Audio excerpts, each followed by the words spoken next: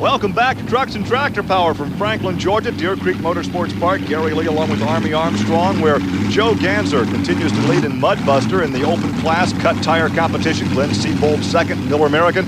Mike Ferris third in the Time Traveler. Here's a good look at the Instant T. Chad Miller from Vandalia, Ohio, a suburb of Dayton. And they're looking on as Tom Marsh, a 509 cubic inch road deck, providing the horsepower. You know, Chad comes out in his 27 Roadster body and goes exactly opposite everybody else. He's gone all the way to the left side of the track. Whoa. Not a bad looking ride, though. But he backpedaled at half track, Gary. 351, and he backs out of the throttle.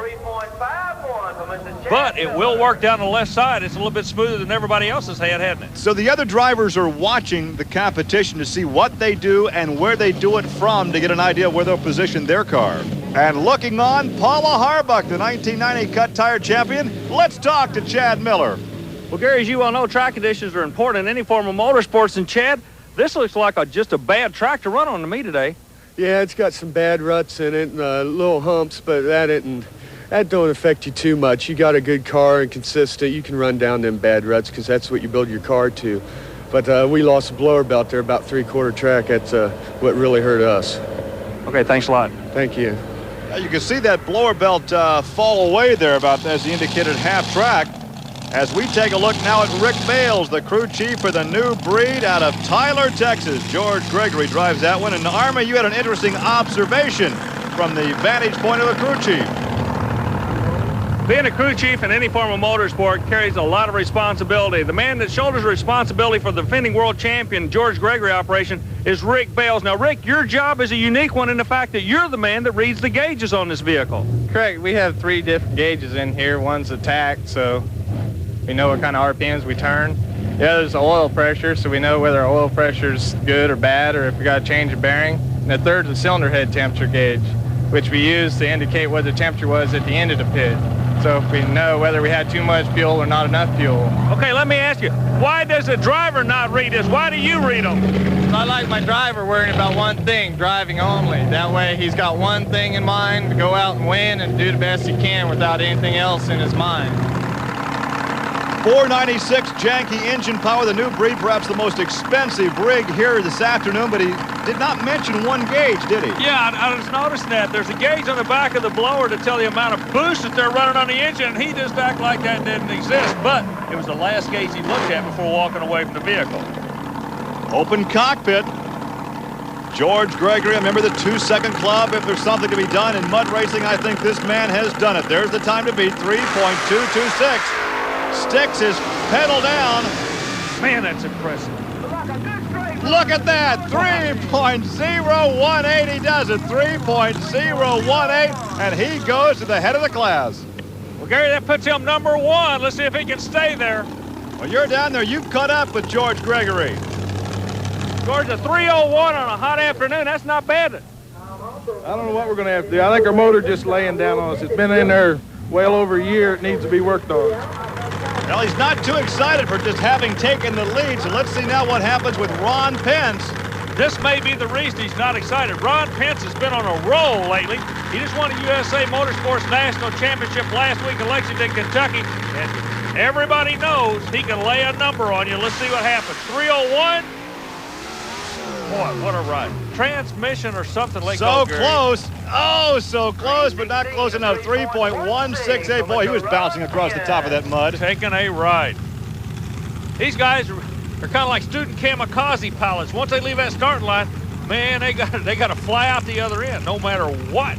76 Love truck with a 572 cubic inch big block Chevy. Arma, you're down there with one of the real famous names in this sport. Well, Ronnie Pence, everybody was worried about you, watching you make your run. You had the same problem everybody else did. It's porpoising on you out there. Yeah, pit's getting a little bit rough out there.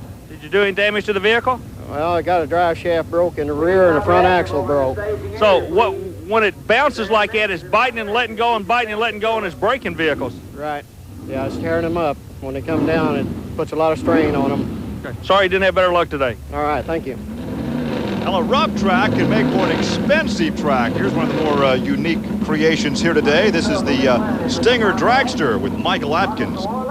You know, Gary, what makes this vehicle unique is the wing on the back. He doesn't rely on the front tires biting at all. He wants to push the rear wheels into the ground. That's what the wing's for. The faster he goes, the more pressure goes down on the back tires.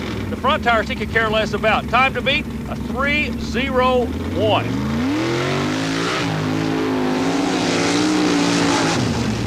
Oh, he loses the right rear tire.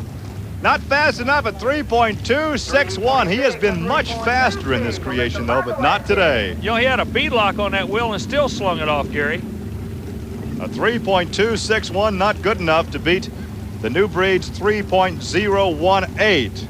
Let's take a look again and see where he slings that right rear off. Okay, now watch the tire grow right there. See it come out? That was it. He was just slinging it around. That vehicle used to be a two-wheel drive. They just converted it over the winter. He's trying to get the handle on it. Not a bad run. The track is what's causing the problems. The vehicles are looking good, but they're just getting beat to death out there. Well, there's a good low shot as we ride back to the pit area. And here is Tony Ferrotti in a 27T Roadster. It's called Let's Boogie 2. Tony also relies on the wing. You notice on the vehicle, that wing is awfully important. It's not cosmetic. It's to actually plant the horsepower in the back of the vehicle to the track. And it does. It did its job. Those big groundhog cut tires propelling him down 200 feet at 3.280. Fast, but once again, not fast enough. Beautiful 27 Roadster that goes by the name of Let's Boogie. They're just getting tossed around. They're all making horsepower. The chassis are working. Mother Nature has got the trump card today. It's called ruts. Well, in some performances, we've seen it's advantageous to go late in the competition. Not so today. Here she is, Paula Harbuck, in Flirting with Disaster. She and her crew have been sitting on the starting line all day long trying to figure out where to put the truck, where to mark the groove. She said, hey, let's just take a shot down the middle.